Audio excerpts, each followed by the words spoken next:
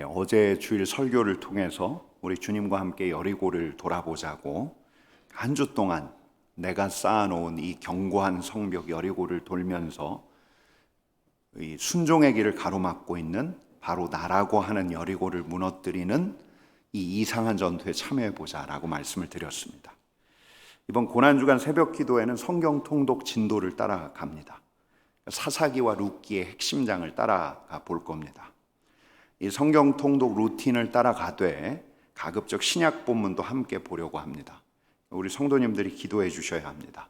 이 말씀 선포하는 자에게 지혜와 또 은혜를 주시기를 기도해 주셔야 합니다. 하나님께서 모세를 통해서 이스라엘 백성들을 출애굽하게 하시고 다음으로 여호수아를 선봉에 세워서 가나안 땅을 차지하게 하셨습니다. 그럼 이 가나안을 이스라엘 백성들이 다 정복했던가? 신명기 7장에 보면 우리 하나님께서 이스라엘 백성들에게 명하신 게 있습니다.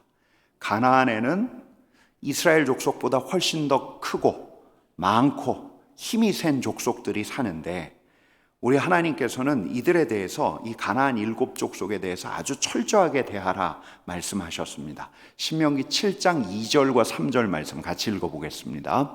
그때 너는 그들을 진멸할 것이라.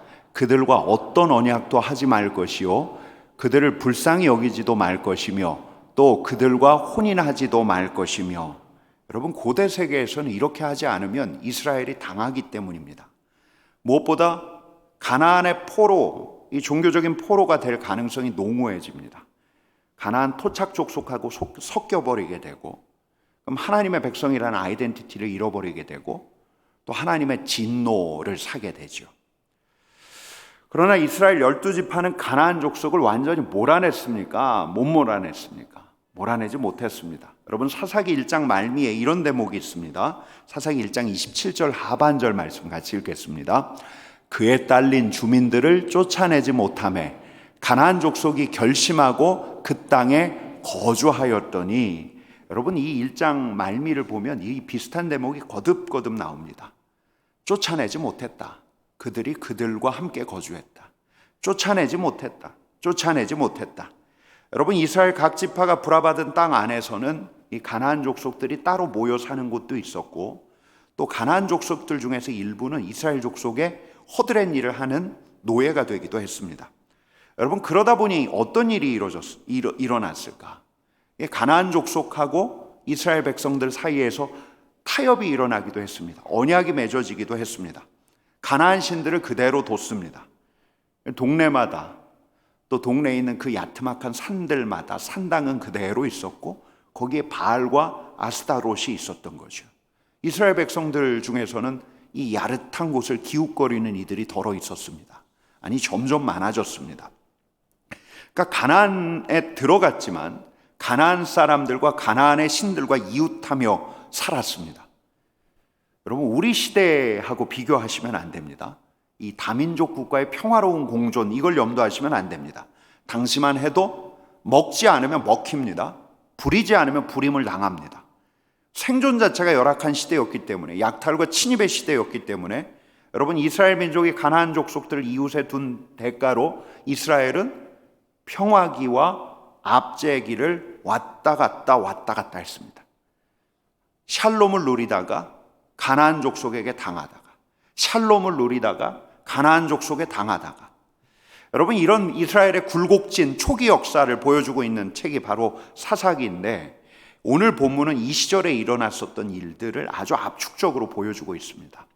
근데 2장 첫 부분에 길갈, 이 할례를 행했던 이 길갈에 여호와의 사자가 길갈에서 복임으로 와서 우리 하나님의 말씀을 전하는데, 여러분, 우리 1절 하반절 2절 말씀을 같이 읽겠습니다. 내가 너희를 애굽에서 올라오게 하여 내가 너희의 조상들에게 맹세한 땅으로 들어가게 하였으며 또 내가 이르기를 내가 너희와 함께한 언약을 영원히 어기지 아니하리니 너희는 이 땅의 주민과 언약을 맺지 말며 그들의 제단들을 헐라하였거늘 너희가 내 목소리를 듣지 아니하였으니 어찌하여 그리하였느냐. 여러분, 이들이 어떻게 했습니까? 언약을 맺은 거예요. 이들이 사는 땅에서 가나안 신들의 제단을 그대로 둔 겁니다. 우리 하나님께서 추궁하시죠. 어찌하여 그리하였느냐? 어찌하여 그리하였느냐? 가나안 민족 못 쫓아내신 걸 추궁하는 게 아닙니다. 가나안 정복을 완료하기까지는 더 시간이 걸릴 텐데 왜 이들을 단호하게 거절하지 못했느냐? 왜 이들의 제단을 헐지 못했느냐? 이걸 물으시는 겁니다. 여러분 3절 말씀 같이 읽겠습니다.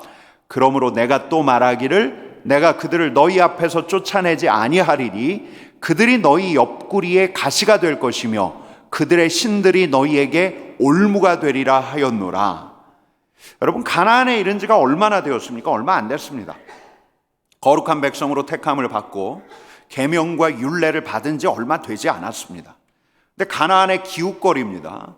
가나안에 매혹당합니다. 이들은 가나안에서 점점 동화되어 가기 시작합니다. 그러니까 우리 하나님께서 이스라엘 민족에게 경고장을 보내신 겁니다.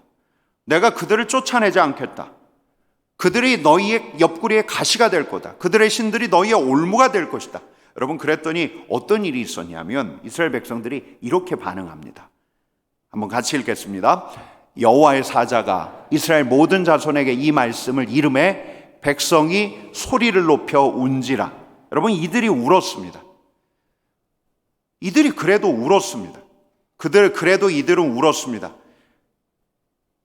이게 이제 거듭거듭 이 역사가 반복이 되는데 가나안의 농경 문화에 적응하고 이 땅 문화에 매료되어서 살아갔던 이들조차도 하나님의 백성으로 부르심을 받았던 이들이거든요. 이들은 근본적으로 알고 있었던 건 뭐냐면 하나님의 다스림과 보살핌 없이 살아간다는 것이 얼마나 끔찍한 일인가. 그래서 울었던 거죠. 소리내어 울었던 거죠. 하나님의 다스림 없이 살아가는 그 삶이 얼마나 불행한 일인가를 알았기에 울었던 거죠. 그리고 하나님 앞에 제사를 드렸는데 여러분 하나님의 백성에게는 하나님의 다스림, 하나님의 보살핌이 필요해요. 하나님의 다스림이 무엇입니까? 첫 번째로 하나님의 다스림은 하나님의 보호하심이에요. 이방 대적들로부터 친지와 가족들을 하나님께서 보호하실 거예요. 두 번째로 하나님의 다스림은 하나님의 공급하심이에요.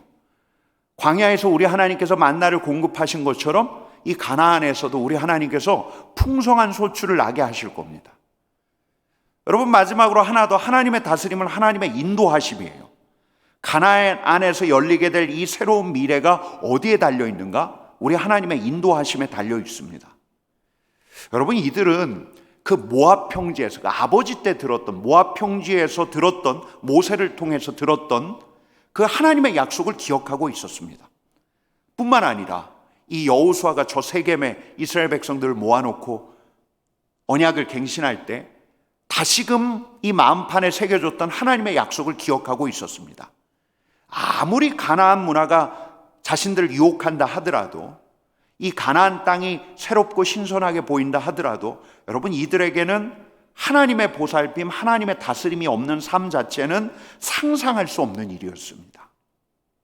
여러분 이들이 눈물 흘린 곳을 무엇이라고 했냐면 뭐라고 했습니까? 복임이라고 했습니다. 복임의 뜻은 우는 자들이라는 말입니다.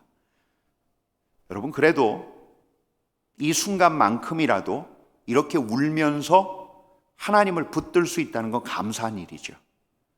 다시 회개하며 하나님께 도움을 구할 수 있다는 건 감사한 일이죠. 눈물을 흘리면서 통회하면서 하나님의 도우심을 구하는 자에게는 그래도 희망이 있는 겁니다. 그래서 이제 우리 하나님께서 사사를 세워주시는데요. 여러분 오늘 신약 본문에서는 누가 우십니까? 예수님이 우십니다.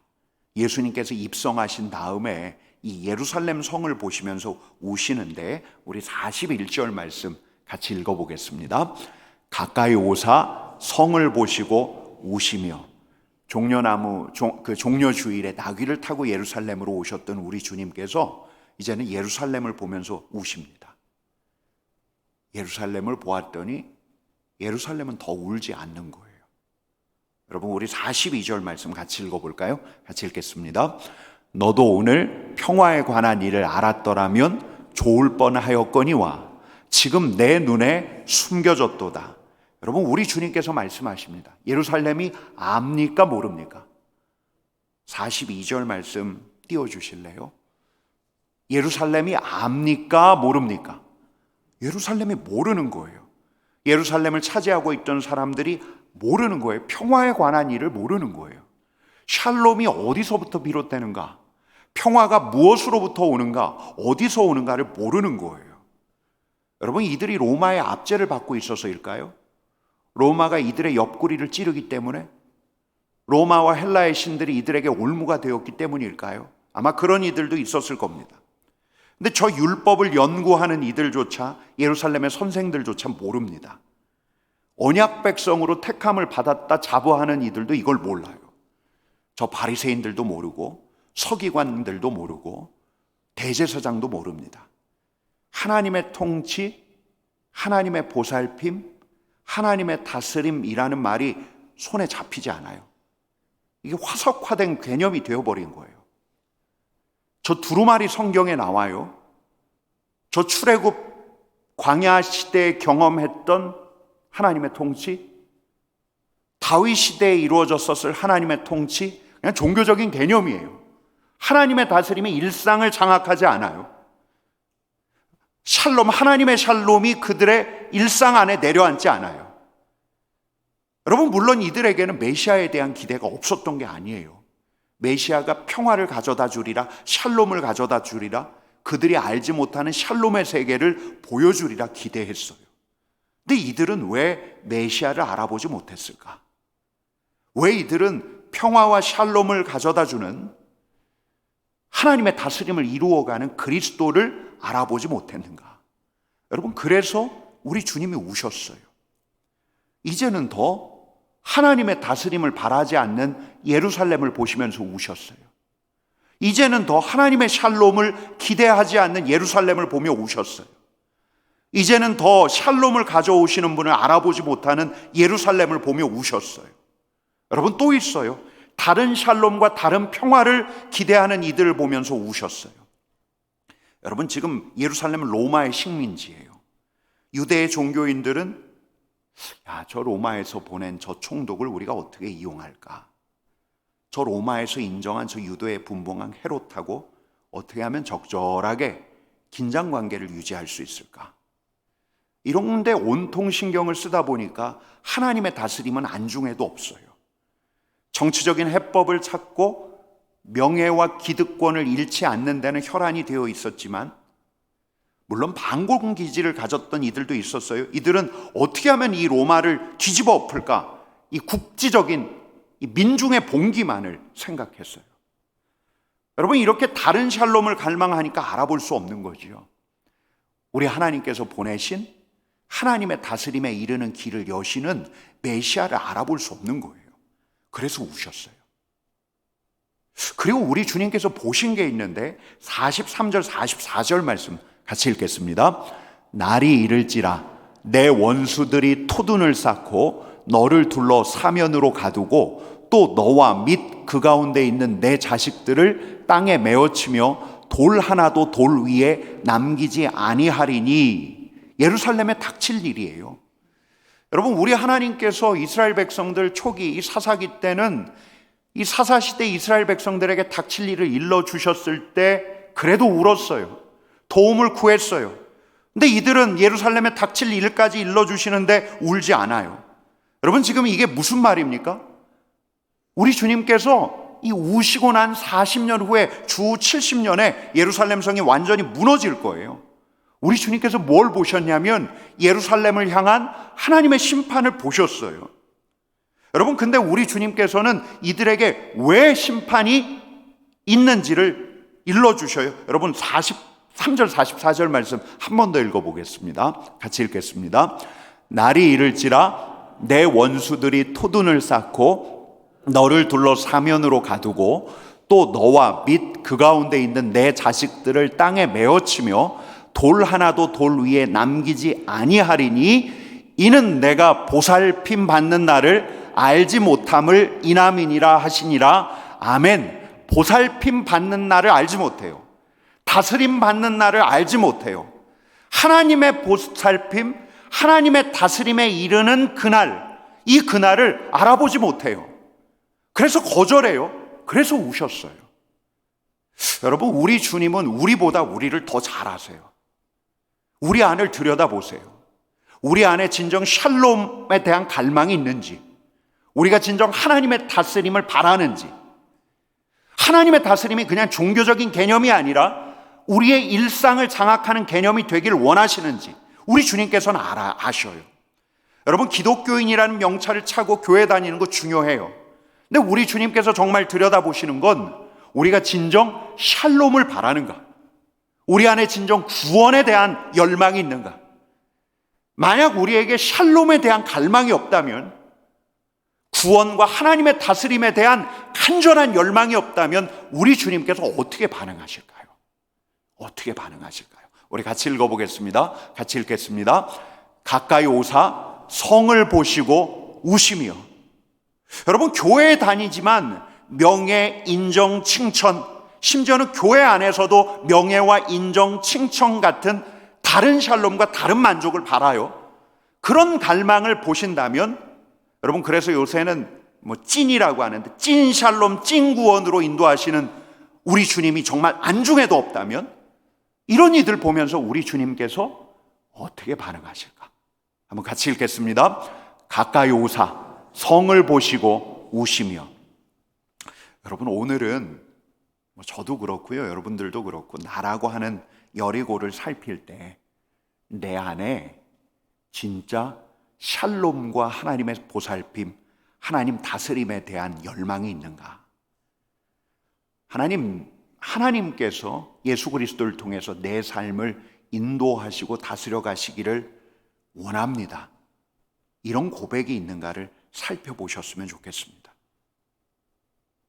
나아가 예루살렘을 보시며 우시는 우리 주님의 마음이 이 자리에 있는 저와 여러분들에게 와닿기를 축복합니다.